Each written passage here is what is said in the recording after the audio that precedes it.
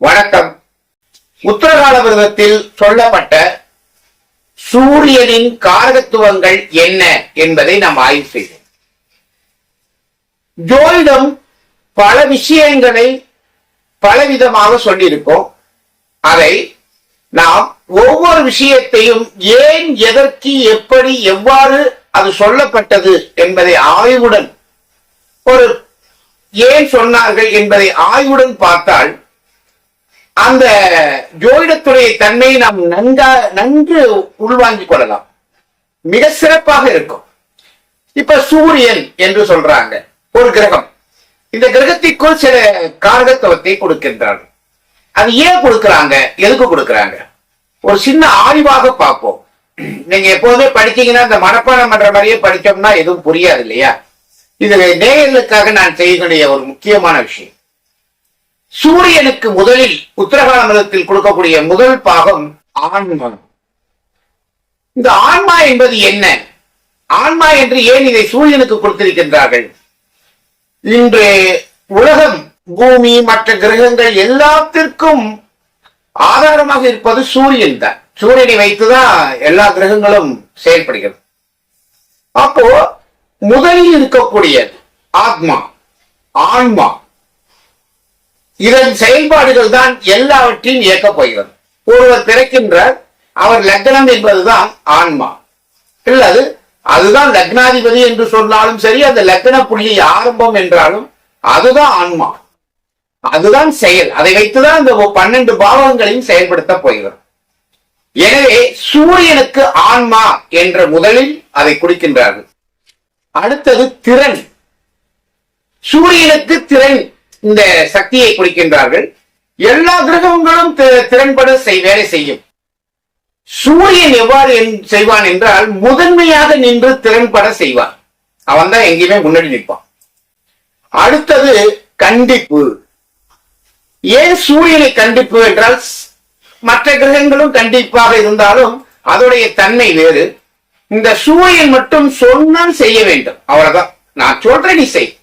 சந்திரன் எப்படின்னா செய்டா தம்பி அப்படின்னு கேட்பான்.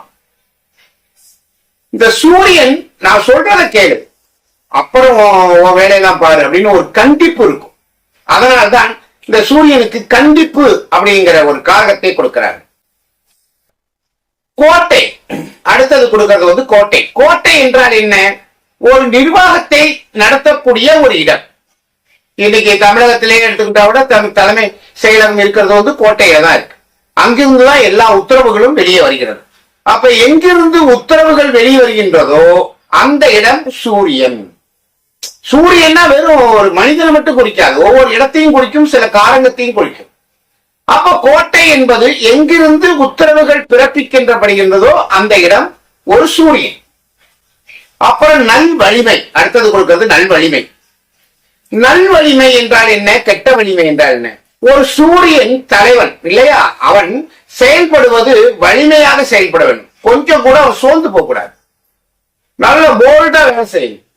அவன் சோர்ந்து போயிட்டானா அவன் பின்னாடி இருக்கிற படை வீரர்கள், மக்கள் எல்லாம் அழிஞ்சு போயிடுவாங்க. அந்த சூரியன் தான்.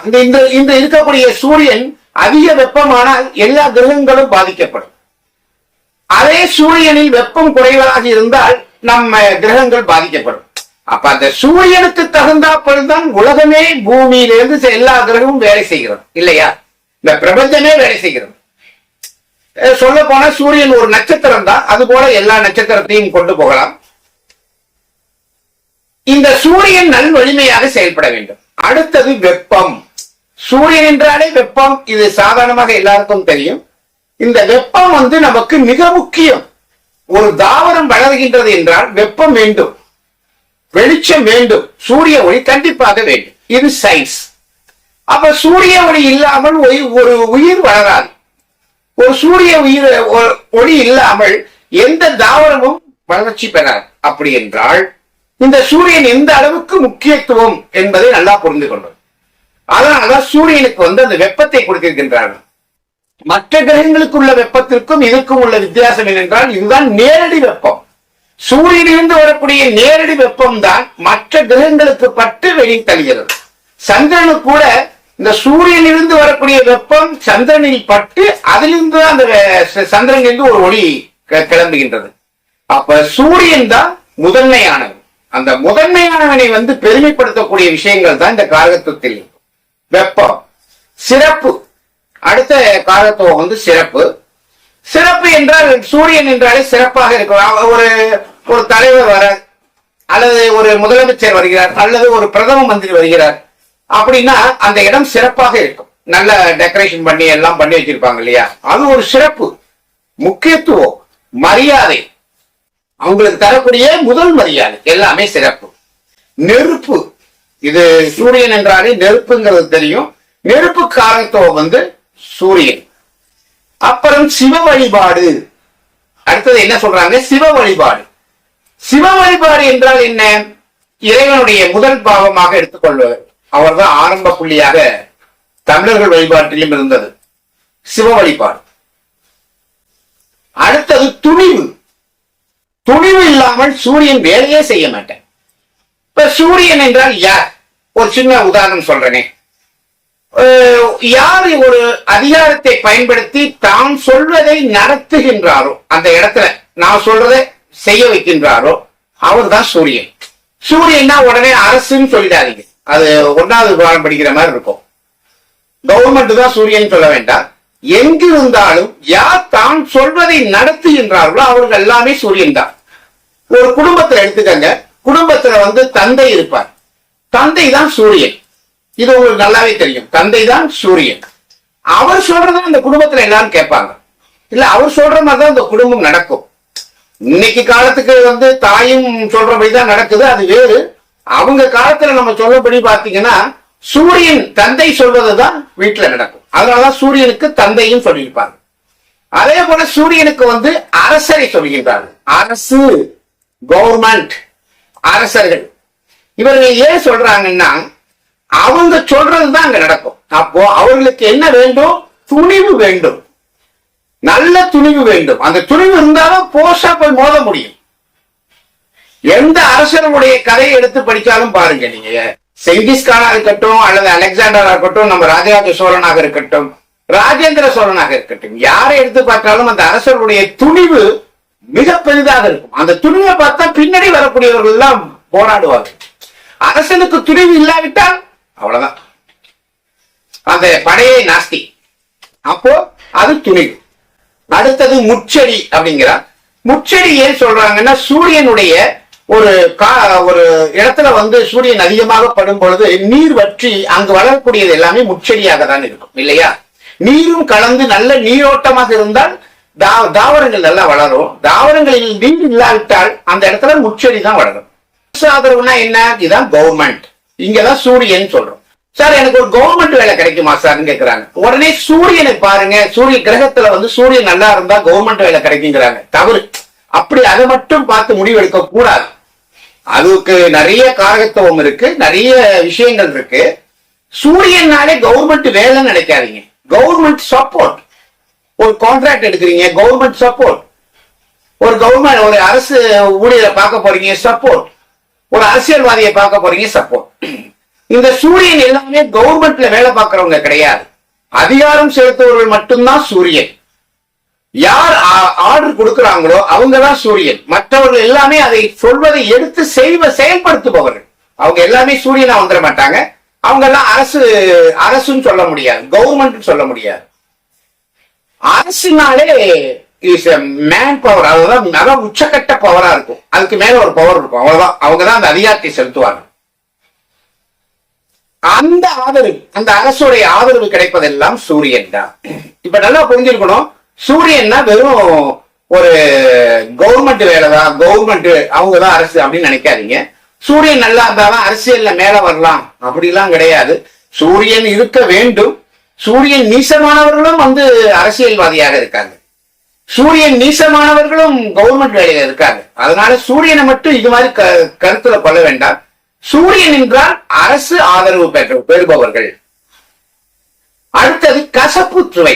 ஒவ்வொன்றுக்கும் ஒரு சுவை உண்டு, ஒவ்வொரு கிரகத்துக்கும். இதை கசப்பு கொடுத்திருக்காங்க. இதுக்கு முதுமை. ஏன் சூரியனுக்கு முதுமை கொடுத்தார்கள்? ஒரு ஆய்வு வேண்டும். இளைய சமுதாயத்திற்கு எல்லாம் அனுபவங்கள் இருக்காது, ஒரு உத்வேகம் இருக்கும், ஒரு வேகம் இருக்கும். ஆனால் சூரியன் முதுமையானவர்களுக்கு அனுபவம் இருக்கும். நல்லா கவனம் பண்ணீங்கன்னா தெரியும். அந்த அனுபவம் தான் சூரியன். அந்த அனுபவத்தை வைத்துக் கொண்டுதான் அவர் மற்ற விஷயங்களை கையாள்வாங்க. வெறும் மிரட்டுறவங்கதான் சூரியன் நினைச்சிடக்கூடாது. அவன் ரவுடி பைய கூட மிரட்டுவான்.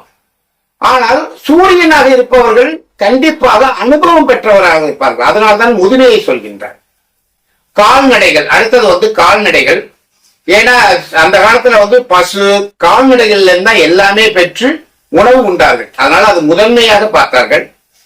துடுக்குத்தனம், சூரியனுடைய துடுக்குத்தனம் வித்தியாசமாக இருக்கும். ஏன்னா அதை எடுத்து யாரும் பேச முடியாது இல்லையா? அதனால அந்த துடுக்குத்தனம் வித்தியாசமாக இருக்கும். நிலம், சூரியனுடைய நிலங்கள் எல்லாமே அரசு சார்ந்த நிலங்கள் எல்லாமே சூரியன் தான். சில இடங்கள் நம்ம புறம்போக்குன்னு சொல்லுவோம், கவர்மெண்ட் இடம் சொல்லுவோம் இல்லையா? அது எல்லாமே அரசு நிலங்கள் எல்லாமே சூரியனை சார்ந்தது. தந்தை, இங்க வராது பாருங்க தந்தை. ஏன் தந்தையை சொல்றாங்கன்னா அவர் தானே நிர்வாகம், அந்த குடும்பத்திற்கு அவர் தானே நிர்வாகம். எனவே நிர்வாகத்தை சார்ந்த அவர் தந்தை. அடுத்தது சுவை, நான் ஏற்கனவே சொல்லிட்டேன், அந்த சுவை கசப்பு சுவை தான். தன்னை உணர்தல், இந்த சூரியன் தன்னை உணர்தல்ங்கிறது ரொம்ப முக்கியம். ஏன்னா அதானே ஆன்மா, ஆத்மா. அந்த ஆன்மாவை புரிந்து கொள்ளுதல், இது எல்லாமே சூரியனை சார்ந்ததுதான். இந்த ஆன்மாவை புரிந்து கொள்ளுதல் சூரியனை சார்ந்தது. மேல் நோக்கிய பார்வை, இந்த பார்வையில பாரு ஒரு வித்தியாசம் கொடுக்கிறான் பாருங்க ஜோதிடத்தில். அது என்ன மேல் நோக்கிய பார்வை? சூரியனாலே அப்படிதான் மேல வந்தவன் மேல பாக்குறது தான், தாழ்ந்து பார்க்க மாட்டான். அவனுக்கு தாழ்ந்து பார்க்கக்கூடிய பார்வையே கிடையாது, அவன் தாழ்ந்து போக மாட்டான். சூரியன் வலுவாக இருப்பவர்கள் எல்லாமே அப்படிதான், ஒரு கெத்தா இருப்பாங்க. அவர் பார்வையே மேல் நோக்கி தான் இருக்கும். அதனாலதான் அது மேல் நோக்கிய பார்வைங்கிற. அடுத்தது கோழை பெண்ணின் புதல்வன் அப்படின்னு சொல்ற. கோழை பெண்ணின் புதல்வன், இது என்ன கோழை பெண்ணின் புதல்வன்கிறான் சூரியனுக்கு போய். புதல்வன்னா சரி, அது என்ன கோழை பெண்ணின் புதல்வன்?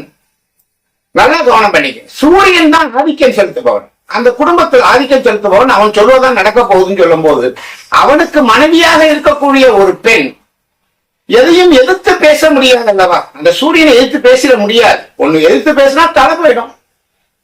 அந்த காலத்து அரசர்கள் அப்படித்தானே, எதிர்த்து பேசினா தலை போயிடும்.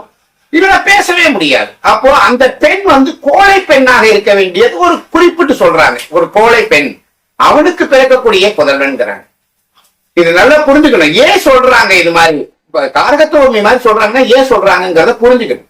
இதுதான் இந்த கோழை பெண்ணின் புதல்வன். இறந்தோர் உலகம், இறந்தோர் உலகம். சனியும் வருவாங்க, ஆனால் அவனுடைய தன்மை வேறு. இந்த இறந்தோர் உலகம் எல்லாமே முன்னோர்களை சொல்லக்கூடியது. நாம் முன்னோர்களுக்காக திதி செய்கின்றோம் அல்லவா? அந்த பொங்கலுக்கு அடுத்து சூரியன் நாள் பொங்கல் கொண்டாடுறோம், அடுத்தது மாட்டு பொங்கல் கொண்டாடுறோம், மூணாவது நாள் பெரியோர்கள் முன்னோர்களுக்கு வணக்கம் செலுத்துறோம் இல்லையா? அந்த நாள் எல்லாமே இறந்தோர் உலகம், சூரியனை சார்ந்தது. அந்த உலகம் சூரியனை சார்ந்தது. சதுரம், த ஃபர்ஸ்ட் ஸ்கொயர், அது சூரியன் தான். மற்றதெல்லாம் அந்த அப்புறம் கணக்கீடுகள்ல என்னென்ன வருதோ அதெல்லாம் வேற. சதுரம் முக்கியம். எலும்பு, சூரியன் எலும்பு ரொம்ப ரொம்ப முக்கியம். எலும்பு திடமாக இருந்தால்தான் நம் செயல்பாடுகள் திடமாக இருக்கும். எலும்பு வேலை செய்யலன்னா மற்ற விஷயங்கள் எல்லாமே ஒரு பிடிமானம் கொடுக்காது. வீரம், சூரியனுக்கே உரியது வீரம். புல், வயிறு. வயிறு எதுக்கு சூரியனுக்கு கொடுக்கறாங்கன்னா அங்க உஷ்ணம் இருக்கும். அந்த வயிற்றில் எப்போதும் ஒரு உஷ்ணம் இருக்கும்.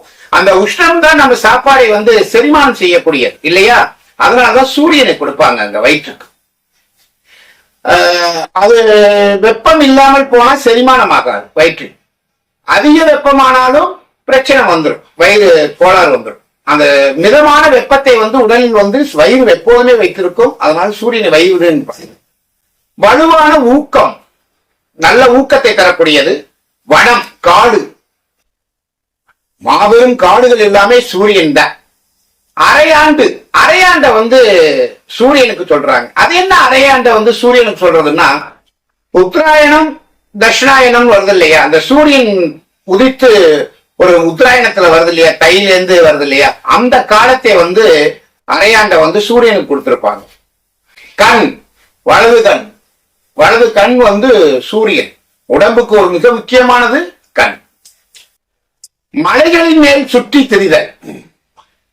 ஏன் மலைகளை மேல சுற்றி தெரிந்த போய் சூரியன் கொடுக்குறாங்கன்னா, நீங்க மலைக்கு மேல போட்டீங்கன்னா ஒண்ணு நிழல் கிடைக்காது. எல்லாமே சூரியன் ஆதிக்கம் தான். சூரியனுடைய ஆதிக்கத்துலதான் நம்ம அங்க மலை மேல இருக்க முடியும். சூரியன் தான் அதிகமாக கண்ணீர் படுவார் இல்லையா? அதனால கடலுக்கு அடியில போனா நமக்கு சூரியனை பார்க்க முடியாது. பூமிக்கு அடியில போனாலும் சூரியனை, சுரங்க பாதையில பூமிக்கு அடியில போனாலும் சூரியனை பார்க்க முடியாது. அதனாலதான் பூமிக்கு அடியில போறதை வந்து சனிக்கு கொடுத்துட்டாங்க. சனி சூரியனுக்கு ஆப்போசிட் இல்ல, சூரியனுக்கு ஆப்போசிட் சனி. அப்ப வந்து பூமிக்கு அடியில போனா அது சனி, பூமிக்கு மேல அது மலை மேல போகும்போது அது சூரியன். நல்லா புரிஞ்சுக்கிட்டீங்கன்னா இந்த சூரியனை பத்தி நல்ல விளக்கமாக தெரியலாம். நாற்கால் விலங்கு, அந்த 4 கால் விலங்குகள் எல்லாமே சூரியன் தான். ஏன்னா அதான் சொன்னனே, பசு, எருமை, இந்த பால் தரக்கூடிய விஷயங்கள்லாம் அந்த காலத்தில் மிக முக்கியமாக இருந்தன. அரசர், இது எல்லாருக்கும் தெரியும். சூரியனாலே அரசர். பயணம், பயணம் என்பதையும் இந்த சூரியனுக்கு கொடுக்கிறாங்க. அது என்ன பயணம் வந்து சூரியனுக்கு கொடுப்பது? அரச பயணம், அரசருக்காக செல்லும் பயணம், அரசரை நோக்கி செல்லும் பயணம். இப்ப சென்னையில போய் கவர்மெண்ட் வேலையா ஒரு வேலைக்கு, அந்த பயணங்கள் எல்லாமே சூரியன். சுற்றுலாக்காக செல்லக்கூடிய பயணம் வேறு, அது சுக்கிரன்.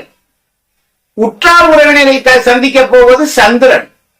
ஆனால் இந்த கவர்மெண்ட் வேலைக்காக அல்லது அரசரை சந்திக்க, அரசியல்வாதியை சந்திக்க, நமக்கு ஒரு காரியம் ஆகும்னா போறோம் இல்லையா, அது எல்லாமே, அந்த பயணங்கள் எல்லாமே சூரியன்.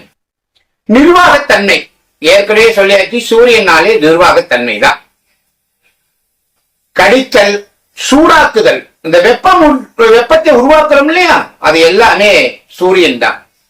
வட்ட வடிவம், கண் நோய், ஏற்கனவே கண்ணுக்கு வந்து சூரியன் சொல்லியாச்சு, அங்க சூரியன் பாதிக்கப்பட்டால் கண் நோய் வரும். உடல், மரம், தூய உள்ளம், நாட்டின் தலைவன், சூரியனாலே நாட்டின் தலைவன் தான்.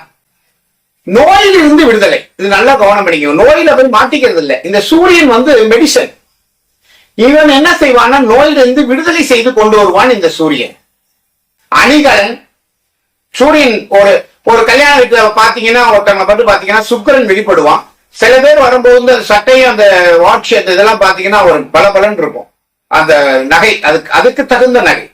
சூரியனுக்கெல்லாம் ரொம்ப அலங்காரத்தோட இருக்காது. அதை பார்த்தாலே ஒரு மோதிரம் தான் போட்டிருப்பாங்க, அது பயங்கரமா இருக்கும். அதெல்லாம் சூரியன் பார்த்தாலே ஒரு பயமா இருக்கும். ஒரு பெரிய மனுஷன் மாதிரி டக்கு டக்குன்னு ஏங்கி நின்றுவாங்க. இந்த பெண்கள் போட்டுக்கிறதெல்லாம் வந்து சுக்கிரன், அது வேறு. தலை நோய், ஏன்னா சூரியனாலே தலை. சனி வந்து கால், ஏன்னா டைரக்டா ஆப்போசிட் வந்து சனி, அது கால். அதனால தலையில வரக்கூடிய நோய்கள் எல்லாமே சூரியன். முத்து, சந்திரனுக்கும் முத்து கொடுத்திருக்காங்க. ஆனால் இங்க வந்து சூரியனுக்கு முத்துன்னு கொடுத்திருக்காங்கன்னா ஏன்? சூரியனுக்கு கொடுத்த முத்து என்னன்னா, இந்த கடல்ல இருந்து எடுக்கக்கூடிய முத்து வந்து சந்திரன். இங்க சூரியனுக்கு கொடுத்த முத்து வந்து அரசனுக்கு அணிவகிக்கிறாங்க இல்லையா, அந்த கிரீடம் அல்லது நகை, அதுல இருக்கக்கூடிய முத்து. அரசனுடன் சேர்ந்து விட்டால் அந்த முத்துவும் சூரியன் தான். வானத்தின் அதிபதி, வானம் தானே உச்சம், அதுக்கு மேல எதுவும் கிடையாது இல்லையா. அந்த வானத்தின் அதிபதி வந்து சூரியன். சித்திரக்கொள்ளன், கிழக்கின் அதிபதி. சூரியனாலே கிழக்கு தான், கிழக்கில் இருந்து ஆரம்பிக்கின்றான் அல்லவா சூரியன், அதனால் கிழக்கின் அதிபதி.